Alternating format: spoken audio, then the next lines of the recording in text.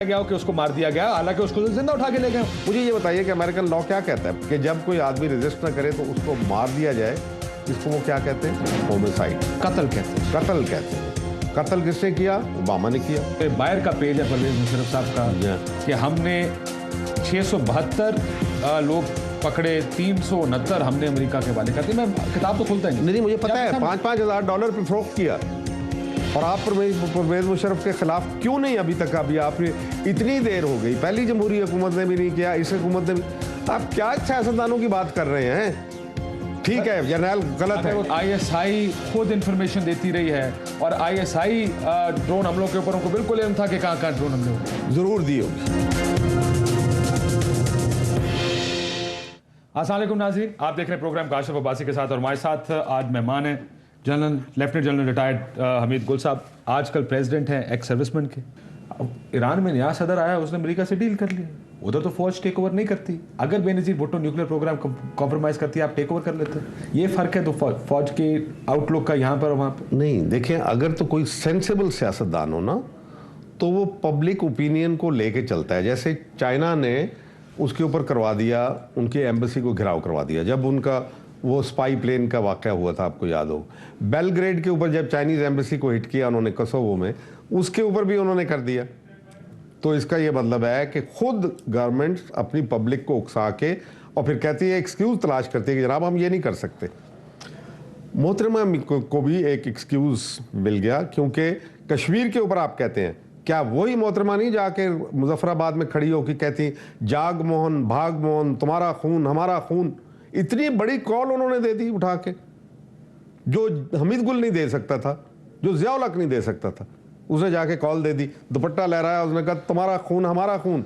और जगमोहन वहाँ पे उनका था, उस वक्त उसका नाम का जाग मोहन भाग मोहन, उनकी अपना रेटरिक था, ज़बरदस्त उस तरीके से उन्होंने बात की। How could she compromise on Kashmir? तो बेनज़ीर भुट्टो के पास कश्मीर कॉम्प्रोमाइज़ करने का तो ऑप्शन ही नहीं था ना। ऑप्शन की बात नहीं, उसका दिल भी नहीं था। क्या बात कर रहे हैं आप? परवेज मुशर्रफ साहब क्यों इतनी, क्या पीपल पार्टी मुशर्रफ साहब इतनी आराम से क्यों कर जाते? क्योंकि परवेज मुशर्रफ उससे दीवानगी की, जो कुछ किया।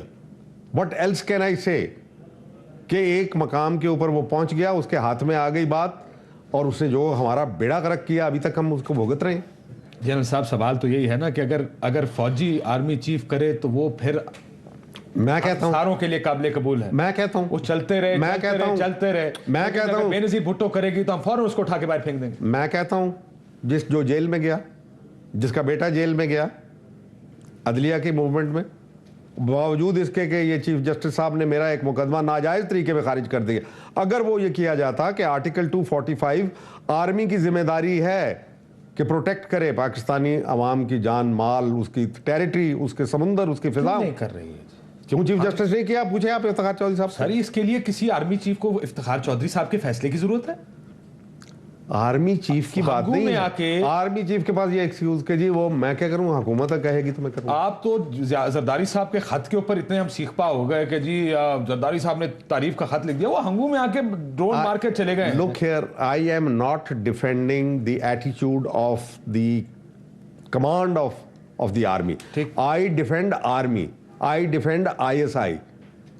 It's my right and I firmly believe कि मुझे उनको डिफेंड करना चाहिए, आपको भी करना चाहिए, कर रहे हैं। हर पाकिस्तानी को डिफेंड करना चाहिए उनको, इदारों को। वो मेरे हैं और आपके हैं।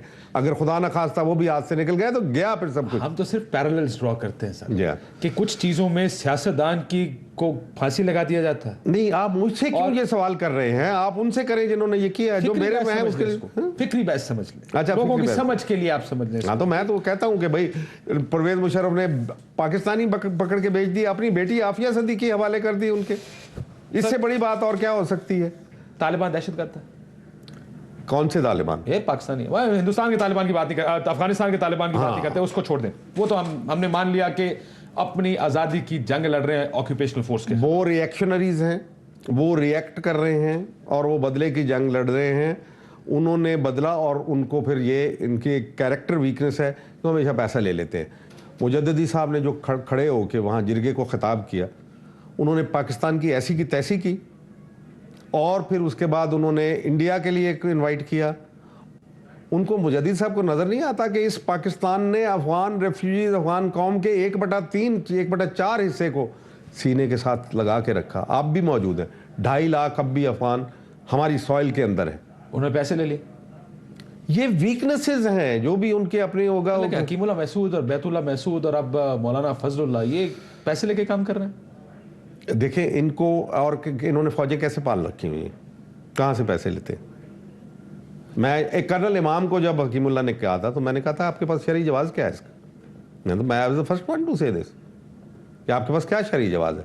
آئی am no sympathizer with them when they call Pakistanis. I don't approve of this. Why don't we fight them? Who? Me fight them?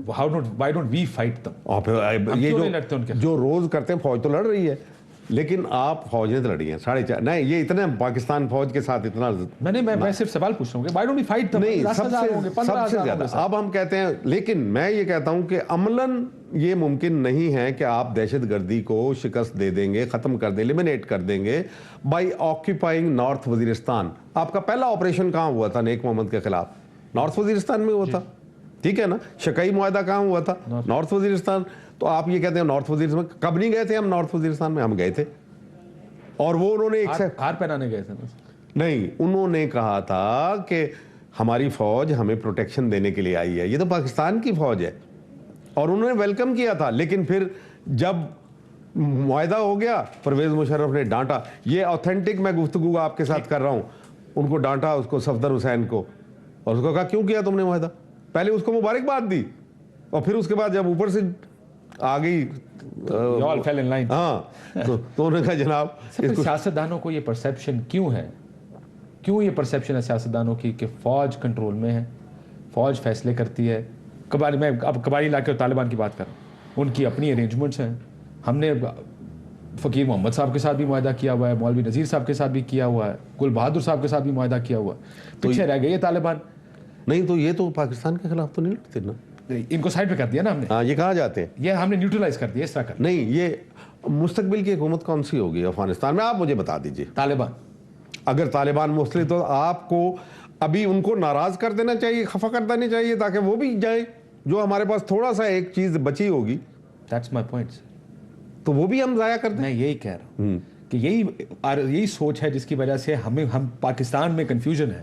سیاستدان کو آپ نے یہ بتایا نہیں, یہ ہمارا نیریٹو نہیں ہے. نیریٹو یہ ہے کہ یہ دشمن ہے, ان سے ہم نے لڑنا ہے. اندر خانے ہم یہ سوچ رہے ہیں کہ دیکھیں یار افغانستان میں اگلی حکومت بننی ہے, ہم نے ان کے ساتھ کام کرنا.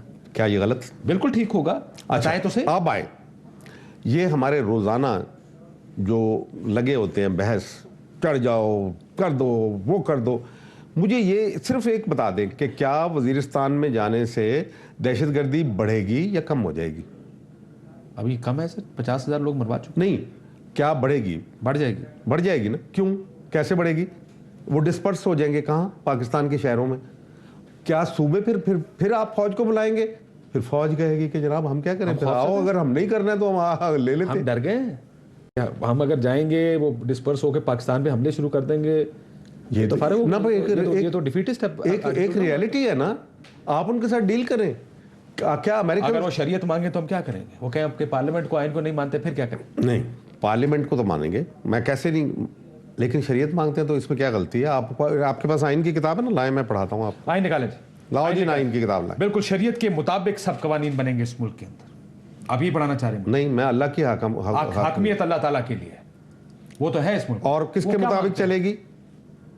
قرآن و سنت کے مطابق. اللہ کی حاکمیت کا ایکسپریشن کہاں ہے؟ قرآن و سنت کے مطابق. تو اگر وہ شریعت کی بات کریں, ان کو پکڑیں شریعت کے مطابق. جو تم کر رہے ہو غیر شرعی ہے. آپ کے پاس فیڈرل شریعت کورٹ ہے نا, آج ایف آر بنو کے اندر ایک کورٹ لگا دے, ان کو آؤ بتاؤ تو شریعت. لیکن مجھے ایک بات بتائیں, یہ ساری بحث میں تو اختلاف نہیں ہے, اس میں تو اختلاف کوئی کرے گا بھی نہیں. اختلاف وہاں جاتا ہے جب آپ کہتے ہیں کہ جی ہمارا افغانستان میں رول ہے, طالبان کے ذریعے ہم نے وہ رول پورا کرنا ہے. یہ آپ سیاستدانوں کو کیوں نہیں بتاتے, تاکہ ان کو بھی پتا ہو کہ یار ہم لڑ نہیں سکتے, ہم نے کوئی اسی طرح کی کوئی بات چیت کر کے کوئی ایسا درمیان کا راستہ نکالنا ہے کہ ہمیں لڑنا نہ پڑے ان سے. دیکھیں, میں آپ کو ایک تھوڑا سا واقعہ بتاؤں اپنے ایکسپیرینس. جس وقت یہ جھگڑا چلا تھا جنیوا معاہدہ سائن کیا جائے یا نہ سائن کیا جائے, اس وقت جنیجو صاحب پرائم منسٹر تھے, اور جنیجو صاحب کے ضیاء الحق صاحب مجھے کہتے تھے کہ آپ جاؤ اور جنیجو صاحب کو بولو کہ وہ بتائیں الیکٹڈ ممبرز کو, اپنی وہاں پہ اسمبلی کو بلا لیں اور ان کو بریفنگ دے بتائیں. جنیجو صاحب ٹال پٹول کر جاتے تھے. بالآخر جنیجو صاحب نے مجھے بلا کے کہا کہ جنرل صاحب آپ بریفنگ دیں گے نیشنل اسمبلی کو. میں نے کہا ٹھیک ہے جی فلاں تاریخ کو. And I remember clearly it was 28th of February 1988. I was set for briefing اپنی ساری, کیونکہ لوگوں کو پتہ نہیں ہے کہ ہم کیا کر رہے ہیں وہاں پہ. میں جب وہاں پہنچا تو جنیجو صاحب نے اس سے ایک دن پہلے ایک میٹنگ بلا لی اور انہوں نے کہا کہ جنرل صاحب آپ پہلے جو وزراء ہیں ان کے ساتھ بات کریں. زین نورانی صاحب فورن منسٹر تھے اور باقی لوگ بھی تھے, وسیم سجاد اور محبوب الحق. تو میں ایسے بیٹھا اور یہ ساری کابینہ جو تھی سامنے بیٹھی ہوئی تھی. جنیجو صاحب سامنے والی کرسی پہ تھے. میں نے بریفنگ دی کہ ہم نے تو یہ تو بڑی کامیابی, اور اس کے اندر ساری سلائیڈیں وغیرہ بتایا کہ بہت بڑی کامیابی, we should not sign the Geneva accord. Russia جا رہا ہے اور ہم نے جنیوا اکارڈ سائن کر لیا تو مارے جائیں گے ہم. خیر بات سمجھ میں آ گئی. لیکن ادھر سے بولے سب سے پہلے زین نورانی صاحب, ہمیں امریکہ نے کہا ہے کہ نکل جاؤ, یہ ان کی فورن منسٹر, ہمیں کہا ہے ان کو سائن کر دو. ہمیں رشیا نے, اس نے سعودی عربیہ نے کہا ہے کہ سائن کر دو. ہمیں چین نے کہا ہے سائن کر دو. مارگریٹ تھیچر نے کہا ہے سائن کر دو.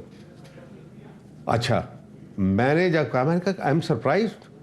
کب سعودی عربیہ نے کہا ہے؟ میرے پاس تو ان کے اخبار کی یہ کٹنگ پڑی ہوئی ہے کہ انہوں نے کہا ہے کہ جو پاکستان کی پالیسی ہوگی ہماری ہوگی. اس کے بعد جناب وسیم سجاد صاحب بولے اور مجھے ایڈریس کیا پہلی دفعہ, general we have to act in our own interest. I said کہ واٹ ایم آئی ڈوئنگ, میں بھی تو اپنے انٹرسٹ میں. ادھر محبوب الحق صاحب بولے, دوسرے بولے, نعیم صاحب بولے. اور ڈو یو نو کہ نیکسٹ ڈے نعیم صاحب میرے پاس آئے کہ ہم نے تو جنیجو کی نظر دیکھ کے یہ سب کچھ کر دیا تھا. لیکن بہرحال پارلیمنٹ کی کیونکہ میٹنگ بلا چکی ہوئی تھی تو یہاں پہ ہوا تو یہ آج کل کیا ہے جو پارلیمنٹ ہوتی تھی نا, یہ عمارت تعمیر نہیں ہوتی, اس میں نے بریفنگ دی آن دا 28th. میں نے نہیں دی, لیکن مجھے کہا کہ آپ آئیں گے ضرور. جنیجو صاحب نے مجھے کہا لیکن آپ بولیں گے نہیں وہاں پہ. فورن منسٹر بولے گا اور باقی لوگ بتائیں گے, آپ نہیں بولیں گے. ضیاء الحق صاحب کو بھی بلایا. ضیاء الحق بیٹھے ہوئے خاموش, جنیجو صاحب بیٹھے ہوئے اور باقی لوگ وہ بول رہے ہیں آگے سارے. دونوں ہاؤس, سینٹ اور ان کا تھا جوائنٹ سیشن. میں آپ کو یہ تاریخ بتا رہا ہوں اور پوری دیانتداری سے بتا رہا ہوں. اور میں ایک طرف بیٹھا ہوا تھا شلوار قمیض پہن کے. میں نے کہا آج ساری رات میں سجدے میں پڑا رہا, اللہ تعالیٰ مجھے بھی موقع دے دے تو کہ میں بات کر سکوں, کیونکہ یہ بڑا ایک واردات ہونے جا رہی ہے ہمارے ساتھ. کیونکہ میں نے جو تقریر وہاں کی تھی, میں نے کہا کہ اگر آج فیصلہ صحیح نہ کیا ہم نے تو مارے جائیں گے ہمیشہ کے لیے. چنانچہ جب شروع کی تقریر زین نورانی صاحب نے, شور پڑ گیا. انہوں نے کہا کہ یہ جاوید ہاشمی صاحب اٹھ کے کہنے لگے کہ وہ D G I S I, ہمیں تو کہا گیا تھا کہ آئی ایس آئی بریفنگ دے گی, وہ بیٹھا ہوا ہے, وہ کیوں نہیں دے رہا. اور اس حد تک یہ گئے کہ انہوں نے کہا کہ جنیجو صاحب آپ کی کھوپڑی میں کچھ ہے, یعنی انہوں نے بہت بدتمیزی کے جاوید ہاشمی آپ کی کھوپڑی میں کچھ ہے تو ہمیں بتائیے, ورنہ اس کو کہیں کہ وہ آئے کہ ہمیں تو اس کی بریفنگ سننے کے لیے آئے. جنیجو صاحب نے مجھے حیران کیا آ کے بات کر لی. میں نے بات کی اور جب ان کو میں نے تھوڑی سی پکچر دکھائی, لوگوں کی آنکھوں میں آنسو آ گئے کہ ہم اتنی بڑا فتح, کیونکہ خفیہ جنگ لڑی جا رہی تھی نا اور اتنی بڑی کامیابی ہمیں ملی ہے. سب نے شور مچا دیا. عابدہ حسین کھڑی ہو گئی, فخر امام کھڑے ہو گئے. انہوں نے کہا کہ ہمیں نہیں. دیور پیپل ریئلی دیر, آنکھوں سے آنسو نکل رہے تھے لوگوں کی. اب جب وہ آیا, وہ جنیجو صاحب بٹھا دے مجھے پھر دوبارہ. اب آئے جی کوثر ریاضی صاحب. کس کا پریشر تھا جنیجو صاحب پہ؟ پریشر کس کا تھا آپ بتائیے نا جی. اب میں کیا, وہ چلے گئے, اچھے آدمی, لارجر پکچر میں رکھ رہے ہیں نا اس چیز, بہت اچھے آدمی تھے. امریکہ واز ڈیڈ سرٹن کہ آپ نکل جائیں گے اور وہاں اسلامی حکومت نہ بنے, پیریڈ. یہ تھا سارا مسئلہ. اور امریکنز پش کر رہے تھے مجھے بار بار وہ بٹھا دیں, جائیں جنرل صاحب آپ بیٹھ جائیں. میں بیٹھ جاتا تھا, وہ پھر مجھے بلا لیتے تھے کیونکہ وہ شور مچتا تھا. نہیں ہم اس کی بات سننا چاہتے. میری بات جب سنی گئی, سب نے کہا کہ کوئی سائن نہیں ہوگا جنیوا اکارڈ جب تک کہ آپ کا عبوری حکومت, ہمارا کیس تھا کہ بھئی عبوری حکومت بننی چاہیے, یہ کمیونسٹ حکومت جب تک رہے گی یہ مسئلہ حل نہیں ہوگا. تو وہاں پہ بھی آپ کا اسلامی حکومت کی بات کر رہے ہیں. نہیں, ہم نہیں کہہ رہے, افغانوں کا کام ہے اسلامی حکومت بنانا, ہمارا کام نہیں ہے. لیکن ان کا جو تھا جنگ کس کی, نظریاتی جنگ ہو رہی تھی, کمیونزم کے خلاف ہو رہی تھی جنگ. آج استعمار کے خلاف جنگ ہو رہی ہے.